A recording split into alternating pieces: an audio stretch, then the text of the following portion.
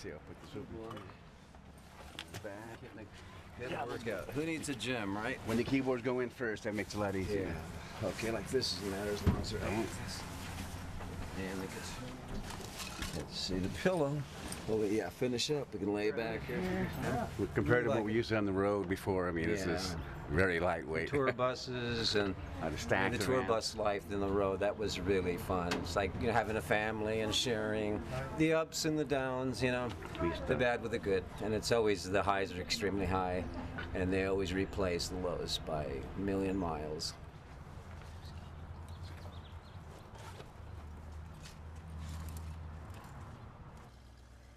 We're just blessed to be together, you know, after all these years, and keeping the faith, getting ready to play this gig. Every gig's important.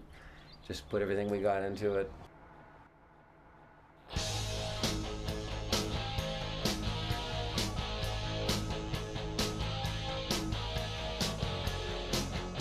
We're on our way to a gig now, and I just wanted to share one thought that I've always had in me. I've always think about it, and that is when I was 13 years old, going on the same highway to a gig, I asked myself the question, is this what music is all about? Traveling like this, going to a gig? Is this how you establish your career? You gotta love this music to be a musician. You can't be just in it for certain monetary reasons or things like that. You gotta just love it and not expect anything of it, but being happy and making other people happy.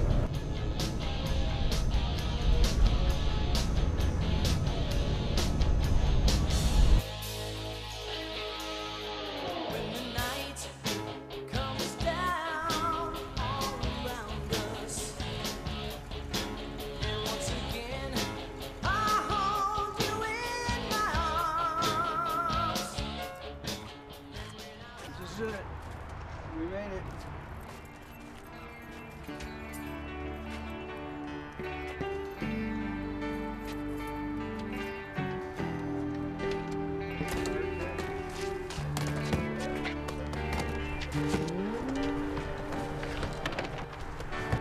There's a shadow hanging over me. Clouds are blocking out the sun. It's not the clear skies that we used to see, as it was when we were one. Now the days and nights just pass me by, standing on the homestead time, waiting for the dawn that clears the sky. Bring back the days when you were mine. I think of how it used to be. I know that you belong with me. I get this feeling when you're gone. I think of how it used to be. Now we're currently just making a transition from cover band again into originals, and we're trying to get our own sound and bring the rock music with some of the modern stuff that they're doing today, and just trying to be ourselves and express in these songs our personal experiences. Music is giving. It's a gift it's coming from the inside. You're giving, you're relating to people. You're opening up to people. You're sharing with people. As my dad raised us, he would always say, there's going to be a lot of temptation out there. There's a lot of great things. Our parents were really instrumental in telling us about the pitfalls. Overindulgence, alcohol, drugs, or any of that. We stayed pretty much clear. Sharing is a big thing that my parents taught us, and we opened it up to everybody all along the way. From touring, from the studio, it was sharing with everybody. We shared with everybody. We gave to people, and we got it back. I think the music has that. It has the value of being like a healing quality to it.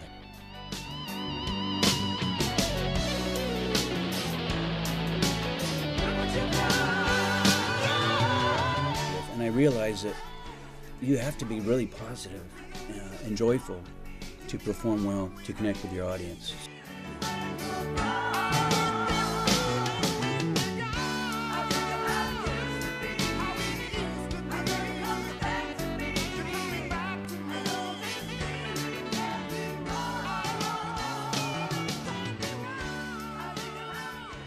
So basically our beginning started at Santa Barbara Junior High. And then when we did do something, remember the early rock and roll shows, they call them, those were talent shows. Right, basically. talent shows. People really reacted to those, right? Yeah, they sure Great. did. It was that was so, their humble beginnings coming out of so much excitement. back in The seventh, eighth. audiences, they would just, Yeah. it was actually a fundraiser. People at the school, they tried to raise money by, they called it a rock and roll show.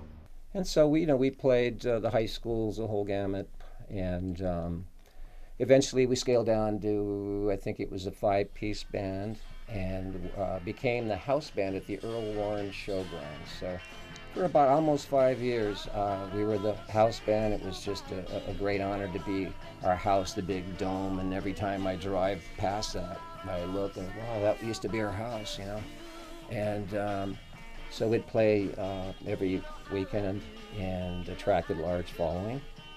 Then shortly after, they had the first Battle of the Bands. So I remember that battle when I got to the Earl Warren Showgrounds. It was cars for miles and miles. I'm like, wow, my heart started pumping. This is the Super Bowl for us. We have to face these guys. And the oldest guy in the band was 19. He just graduated out of San Marcos High. We're all in high school. And this band that we went up against were great. They were from UCSB, and they had their following there, and we had our following from the local high school areas. And it was tough. We went at it. It was like a heavyweight fight to the 15th round, and nobody was a tie up till the very end. And my dad was a manager at the time, and our last song there, and he said, "Just pull all the stops. I want you to get on top of your amplifiers with the guitar behind your head, and you're going to come diving to the stage on your knees, and you're going to come off the ending. We worked and worked.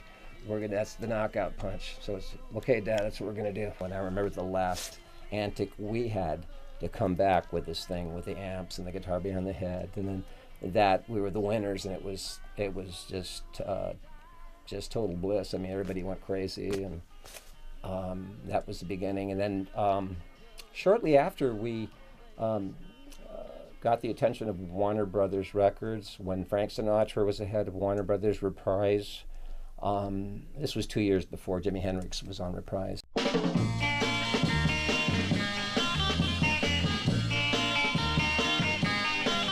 If you miss me today, just meet me at the corner.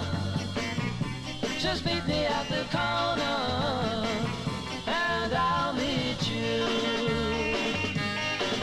If you're crying today, just because you miss me, just meet me at the corner, and I'll kiss you. Say that you will always love me, and we'll always be together soon. The church bells will be ringing, and our love will last forever. So you see, our love will always be. Can't you see? If you miss me today, just meet me at the corner, at our special corner, and I'll meet you.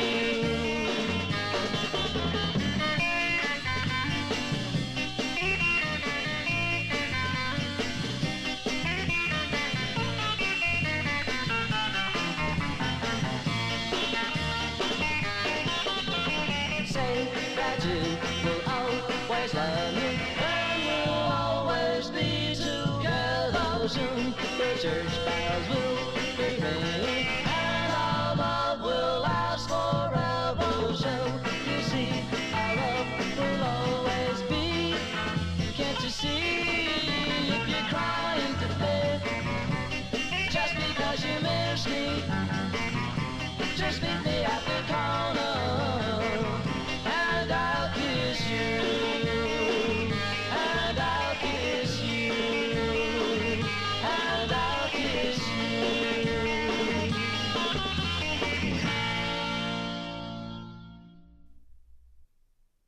later on we were asked to tour, and my dad wouldn't allow that to us to drop out of high school and to get a tutor. He just didn't believe that that was conducive to our careers. So basically, we were dropped by Warner Brothers and then picked up by Bill Holmes, who was a mastermind at producing and managing rock bands at the time. We got signed to his label at first, and he had brought in a band called the Sixpence, which later became the Strawberry Alarm Clock. Amongst one of the friends was a guy by the name of Greg Munford, who was a prodigy session musician that Bill Holmes would bring in for our band at the time. That was just initially signed. We were called the Giant Crab, and we were on Uni Records. It was a major label. It was a label that Hugh Masekela was on, Neil Diamond, the first label for Elton John. That was his first label. And so we got a 5-year contract, and Bill signed us. And like I say, he was just very meticulous, just a mastermind. And he booked us in a series of tours with the late Wolfman Jack. It was called the Southern California Tour. And we played, all the big venues and the colleges all over from L.A. to San Diego. We hit every Palomar College, you name it, we played it. And Fresno, Central California, Bakersfield, Stockton, went on and on. Covered California pretty much with Greg Munford, who sang the lead for the Strawberry Alarm Clock. He sang Incense and Peppermints. And so after that album, Bill set up a tour, the Southeast Tour, which was in Alabama, Mississippi, down the coast, Myrtle Beach, 6-7 states I remember we covered. I remember almost getting killed here going down a steep grade. And I remember it's outside of Atlanta, Georgia.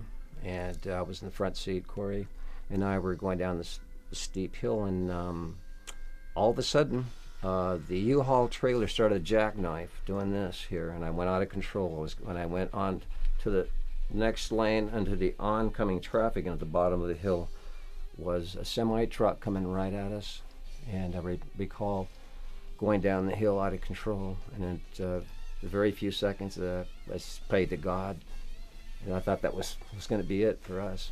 And a few seconds later, and then as I pulled to our lane back, the truck just missed us, and then I hit this side of the road, and the truck tilted, and the camper went into the snow, as I remember. I remember the couple of guys were like sideways, and the furniture was all over the place. And what happened? They were just disbelief. We finally get to our destination. We're going down to another steep hill, and we're going to stop. And as I stepped on the brakes, the vehicle kept going, and it kept going and going, and went past the stop sign. It was ice snow all over the place. And as I saw like a 100-foot cliff about 10 feet away, and we were going right towards the cliff. And then previous to this, we almost died. And for the second time, I'm saying, I guess we're going to go to the cliff, and I guess we are going to die for sure. So as we got closer to the cliff, I put the emergency brakes, the handbrake on, and we came about this close from going over the cliff. And at that point, at the time, I was just so unbelievably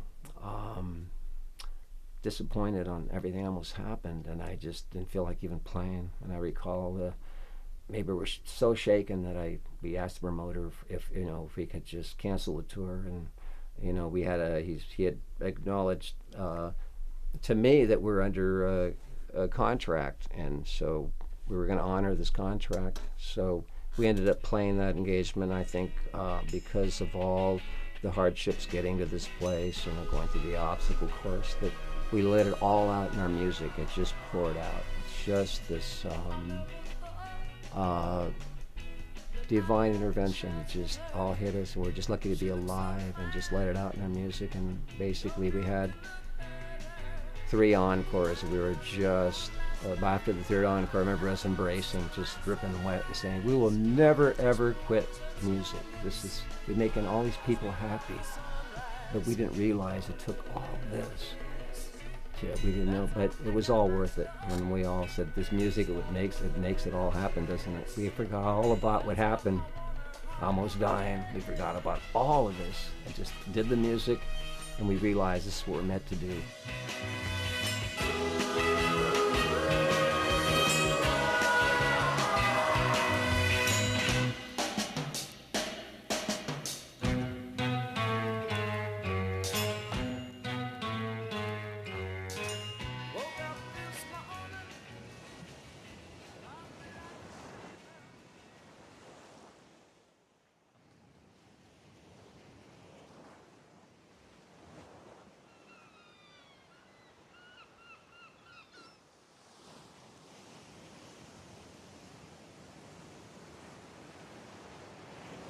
Doesn't this ocean remind you of my dad in the war, Ernie? Yeah, I told a lot of stories, you know, World War II, Iwo Jima, the raising of the flag, the Marine bodies floating in the ocean as he brought him from ship outshore. Raised with all those values he had. A great mentor. My dad was Joseph Orosco, was the greatest, and my mom Esther. He said one of his friends, he said, "Hey Joe, take a look at this over here. This is going to be part of history, you know." And they were raising the flag on Mount Suribachi.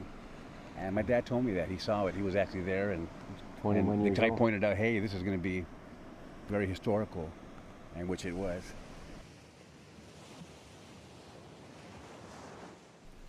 My dad, he asked the Lord for 3 sons. If he ever came back alive, he wanted to have a family, and he wanted 3 sons, and he wanted his sons to be musicians. So I think this is where our story began. My dad would talk about his experience in the Navy, and one of his experiences was playing aboard ship. One time I asked him the question, "Dad, how did you learn so many country western songs?" He said, "I learned them aboard ship." So he would jam with other people when they had their free time, and this is one of our early influences, all the songs that he learned in the Navy. So Dad, coming back after World War II, he came back to Santa Barbara, and all this knowledge that he gained on ship, all these songs he brought home.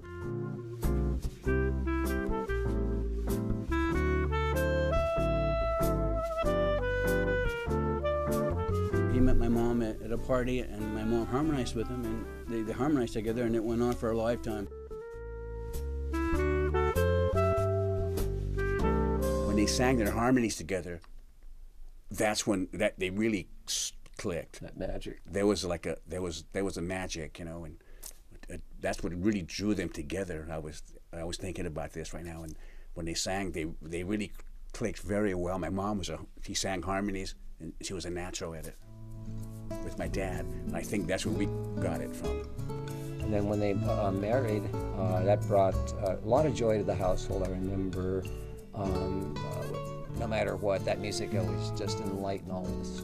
And he had a regular band, 5-piece band, I believe, and my mother was the singer, and he was the guitarist, vocalist, and they did the whole State Street gamut before we were still toddlers.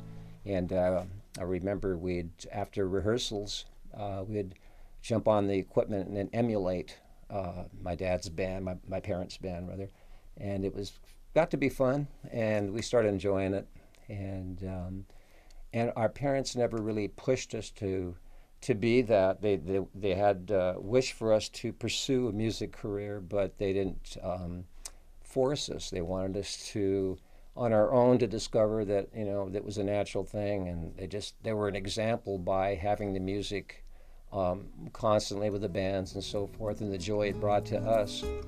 I don't know. I asked my dad that. I said, "Dad, guys, how do you do it? I mean, I wish I was more outgoing like you and be able to sing in front of everybody, you know." And my dad, you know, like he sang in front of the whole ship and everybody, and that, for me to do that, I mean, it's not me. It wasn't me to do that. I was into playing the guitar, and I couldn't understand how he would be able to just go up there at a party, start playing, and entertain people. You know, I was so shy, like, you know, I was very shy. And I asked my dad, you know, he says, "Well, you have to go up there and entertain the people. It's not just about playing to yourself. My dad and my mom were more than influential, and they were influential in several ways. Of course, being musicians, being in a musical family meant a lot to us. But it was more than that. It was something they gave us by example. They really took care of us. They were positive people. They had a lot of joy in their hearts. They gave to a lot of people. My dad was the kind of person who opened the door to everyone, no matter who you were. If you were a transient, he would come by, he would open up to him, give him a lot of positive energy. We learned that from my dad through example. My mom had a lot of character as a provider. It gave me a lot of strength. When I went to school, it was her character that got me through it all. My dad's motto was, life is tough, don't make it tougher. I had my brothers as examples. Ernie first started playing the guitar, then Cory picked it up, and when he picked it up, he just took off. He was a natural. Ernie was a natural leader through sports, and then he transferred over that leadership abilities with his being in the group and being a leader of a band. And Cory followed, and when he followed, he picked up the guitar. Almost immediately, he just took off. He skyrocketed. There was a club located on Anacapa and Haley Street called the Timos Club. Primarily R&B groups, Johnny Otis, black groups that were just fabulous, and they really inspired us as kids, 7, 8 years old. We'd always stick our ears through the door there and listen for as long as we could get away until somebody said, "Hey kid, you gotta leave." So we just took this in every night we could. Hey, how you doing? Testing 1, 2. Ready to rock. Hi, Karen. Yeah. Good to see you, Karen. All right. Johnny Pond. How you, my brother? How you doing? Good to see you. Looking good, huh? Carl, where are you? Yeah. What? It's all fancy, you know. Cool pods, man. Hey, test 1, 2. Once again, man. This thing's kind of iffy. It says air on it, air. I hate that. Yeah. I say, yeah, yeah, yeah. Yeah, that's that one. Second verse. What's it come right after? Sing it for you. Oh, baby, it's true. You want me to sing it along with you? Yeah, that'd be good because, I say, yeah, yeah, yeah, yeah. I'm gonna let you down.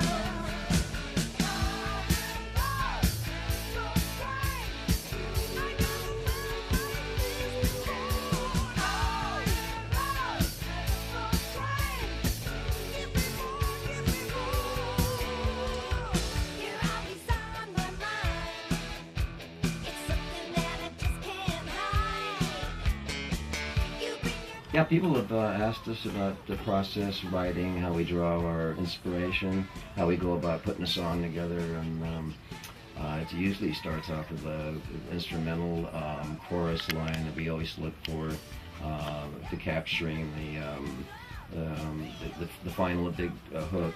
And then we build around from that, and we start developing from that.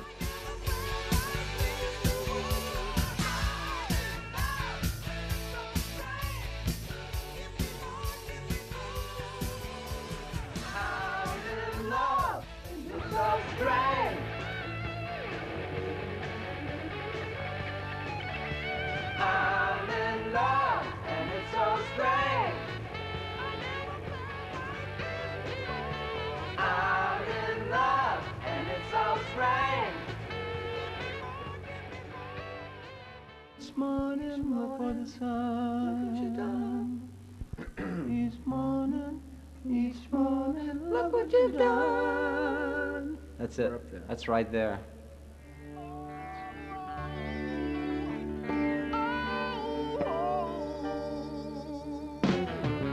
Each morning, look for the sun.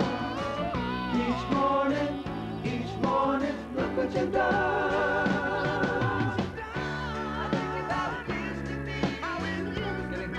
Yeah, it's getting warmer now. We want to share with other people.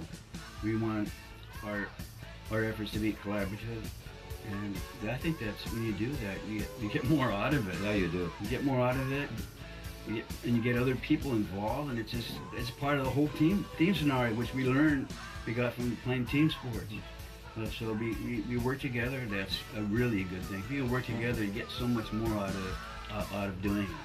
And we're open to other people that can work with us, and it's just more of a joy. And that, when you come from that perspective, it comes out in the music. Yeah, you share with people and you get even better ideas.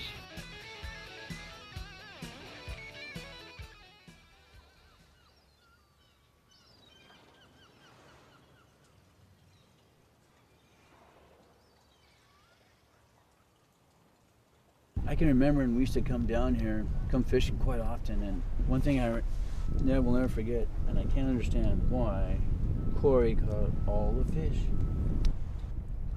You've got a good memory, Brian, because I think remember. You started with a dare, didn't you dare somebody to jump you off? guys were saying, "Big brother, I dare you to jump off the pier, and if you jump, I will follow you." So something like that. But that's what we used to do. Yeah. We used to do. Just No, like, it's illegal. No, daredevils. it's illegal. No, you Totally can't do illegal. that anymore. I think after we did that back in the day, back when Eisenhower was president and before John F. Kennedy, we were very young guys here, 7, 8 years old, and we used to be sort of daredevils in a way, kind of got a rush off of doing things like that. That's what kids do.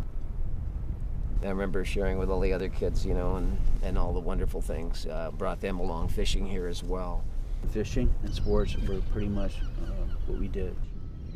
It's just easy living, It's just a wonderful thing, and blessed to be in that time period. It's hard for people to relate to that.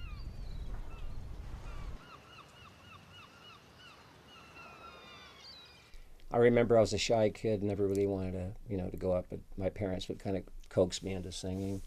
And so basically had a good friend, Bob Brown, whose parents owned Brownies Market here in Santa Barbara. I must have been 8, 9 years old.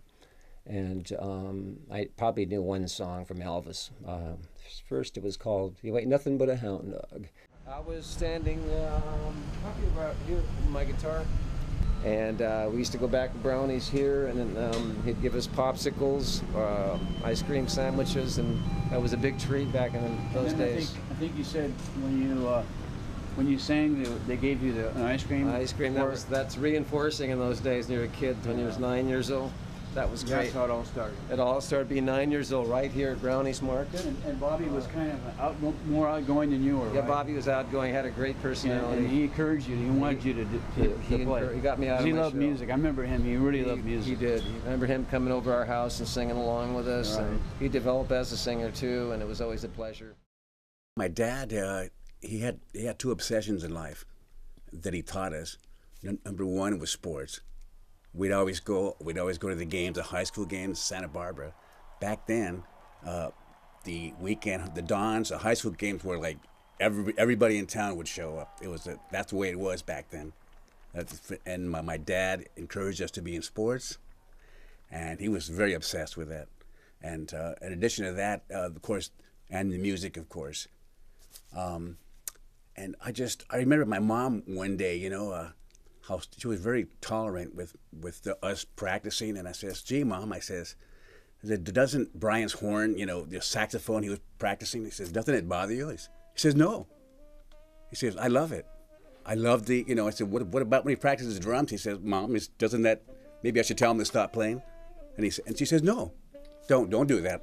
Turn it up." She says, "Yeah," and that really, that really just hit me right there. That she was that kind of person, and she really wanted to encourage us, and we're just so fortunate to have that. I really, at the time, I kind of took it for granted back then, that this is the only thing I knew. And then I talked to my other friends, and they said, "Gee, I wish I wanted to play music, but my parents wouldn't let me."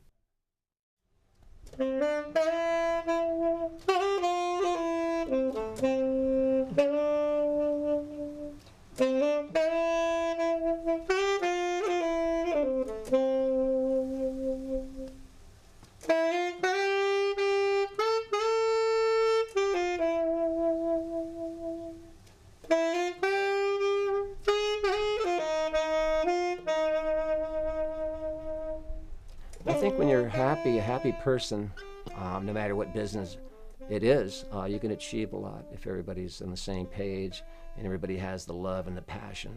Just having a music is your only job, and so we took advantage of that by rehearsing every chance we could in that bus.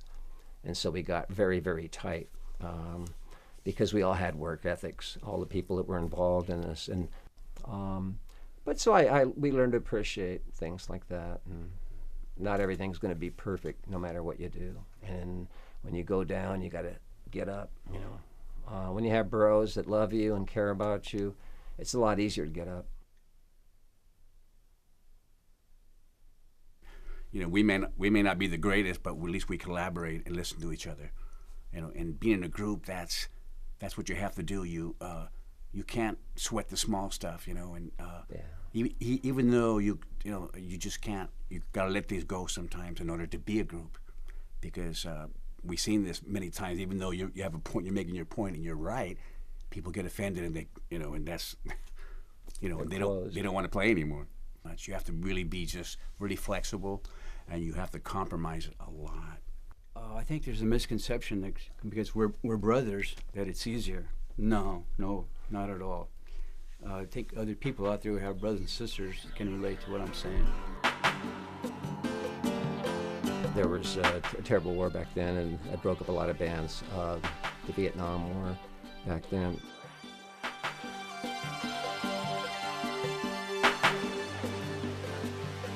So I embarked on a solo career as Ernie Joseph, and I was a big brother of the band, so we just call it Big Brother Ernie Joseph.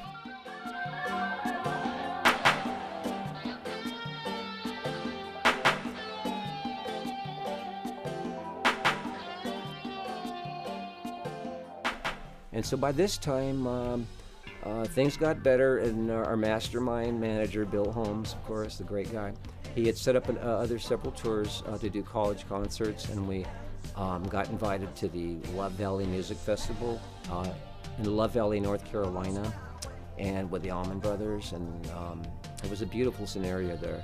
He had about half dozen of the best bands in the Southeast, and we're one of the bands was featured with the Allman Brothers to 200,000 people. And then after that, we kind of really clicked. And then he booked us after that in Nashville, Tennessee, at Centennial Park with Roy Orbison, Bruce Springsteen, and Steel Mill. And that's when we first met Bruce and played another half a dozen gigs with him in Richmond, Virginia. We played with him several times in Richmond.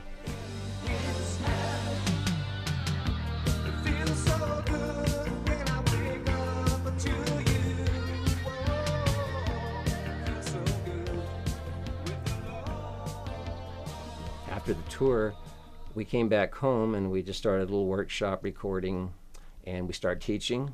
I started teaching guitar and bass, and mentoring other musicians and helping them arrange and get their original material together. So it was very fulfilling being able to pass on our knowledge to the young and up and coming musicians. It goes da da da da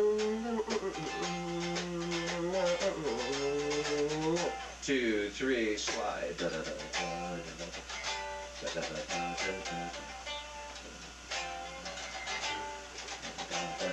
stop da da da bop bop bop bop.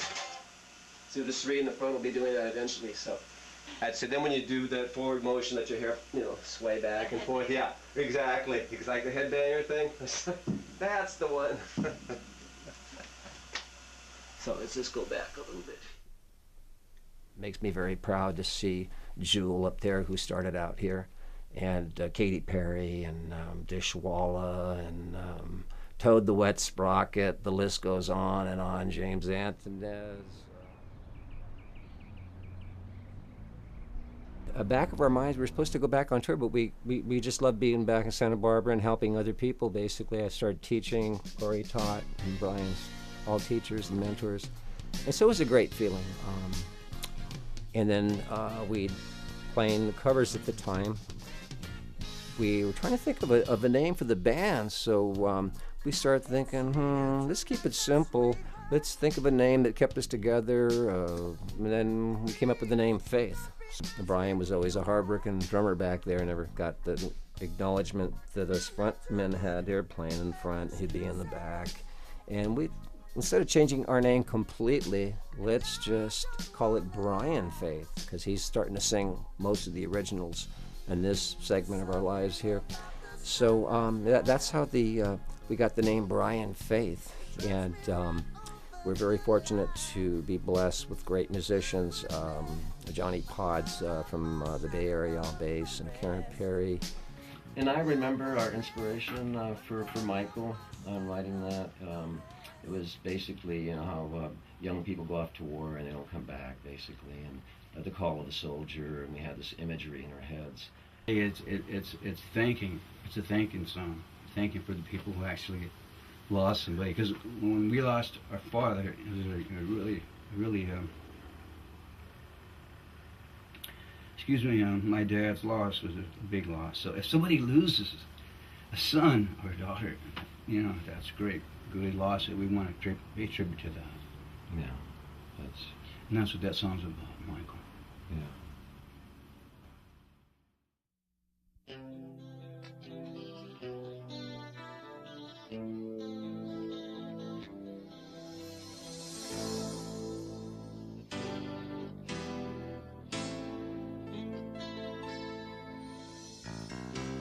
Born with a beauty unknown to us all, and he knew just what the meaning of love was.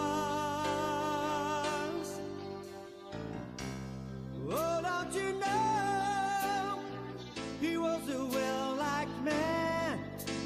You know he'd always understand the call of the soldier. He went off to war, but he didn't know he would never return.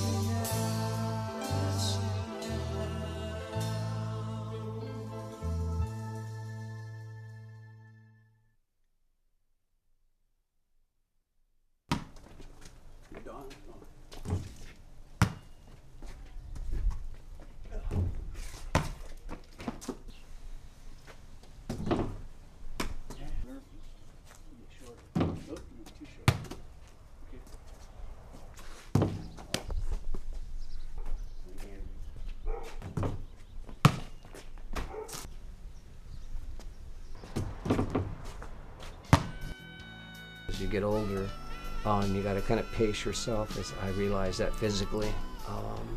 The music is fun, and it's really great when you're up on the stage. But you know, the lift of the equipment and that, you know, at any age it's tough. Even when you're 16, it was tough. So if you can imagine that. So it's well, that's just one. We just got to keep. Before anything, keep playing basketball, keep on the bicycle, keep active, and I think that's gonna, you know, because without your health, you're nothing. You can't do anything. I'm very, I just really thinking about that, you know, just to be around, so you can be healthy for another shot at a tour, and I think it'll come if we just keep positive and keep loving each other. And keep loving people, and keep believing in the higher spirit. God he'll always open up a door. If one closes, another one's going to open.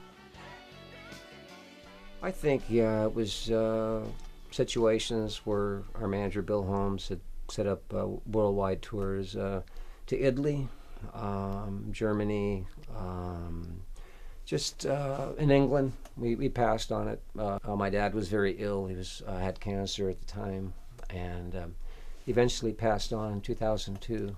You know, it would have been nice to go to Europe, but it's never too late, you know. We could have had success. We did that, but we didn't want to leave my dad. If you want to be successful, there's a way of getting around it. You have to go on the road and play your original songs to everybody and create a market for it. With the success we had, the mild success from touring, which was great because we realized that that we could be to engage with the audience, and we've done that over and over again, and we've done it individually, and we did it as bros, and we brought in other bros into our life, and we were blessed to have other brothers and sisters who joined us, and so it's important. Now you can play to 2,000 people. You can play till 10 people. You got to play with that intensity, because tomorrow could be the 2,000 million people tomorrow. So you're preparing for tomorrow. That's the way it is. And you're giving it all you got, 100%. No matter where there's one person there, it's a sound check. You're going to put all your heart and soul into it. I think my point, you know, being is that now that we're older, we know there's a price for everything in life.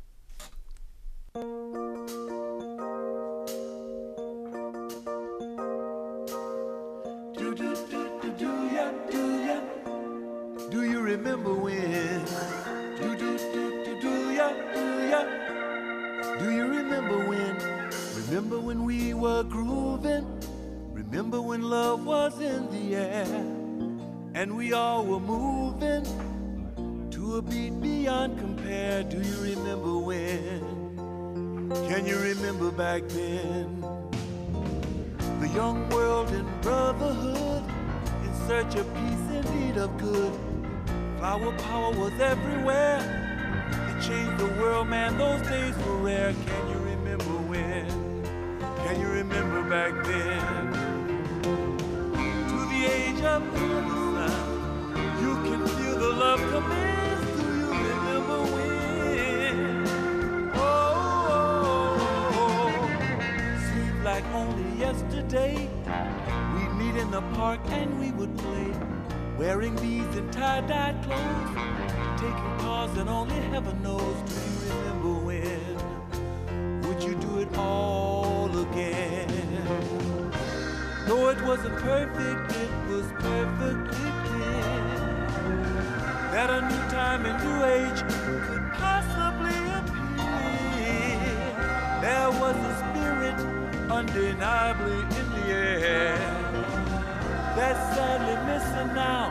When I look around here, why did the love disappear? Remember when we were grooving? Everything was out of sight.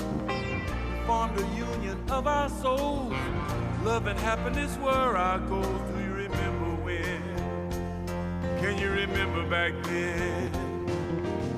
The Beatles were forever, Supreme Stones and the Miracles, black and white together, breaking down old color codes. Do you remember when? Would you do it all again? To the time of peace and love, the dawning of Aquarius. Do you remember when? Oh, and all the nights together on the streets under city lights, cruising down the avenue, checking out what's happening. Do you remember when? Would you do it all again? Those days are only memories now, treasures we hold dear. Old times and old friends, they'll never disappear. As for that spirit, undeniably in the air, we certainly could use some now, all around here. Ain't it clear?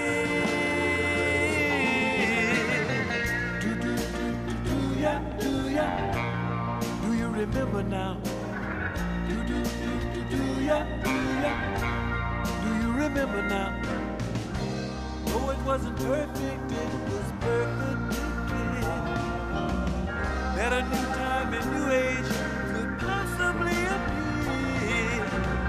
As for that spirit, undeniably in the air, that spirit's missing now. When I look around here, we need love around here. Remember when we were grooving? Remember when love was in the air? And we all were dancing to a beat that was everywhere. Everything was out of sight, groovy man and not uptight. Do you remember when? Can you remember back then? Can we get that love again?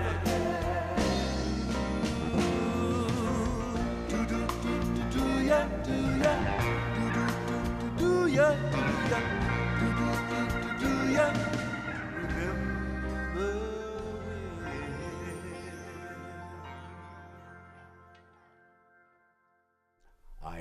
I really feel that as a result of all this experience and being in this business so long and being still playing, that we accumulated a lot of knowledge.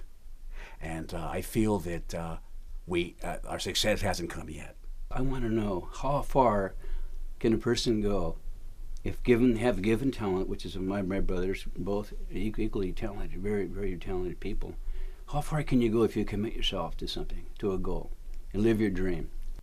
As far as making it, as long as you have your health, as long as you have your brothers and sisters, as long as you have love, to me it's making it. What more could you ask for? I mean, you know, you've got your songs and you got a dream, and you're going to totally try to bring your originality to this music, to the people, bring it to them. And if you're happy with the songs you've written, that's making it. If you're happy with the people around you, that's making it. If you're grateful for what God has given you, that's making it. If you help other people along the way, that's making it. What more could I ask for? I mean, and we're still here.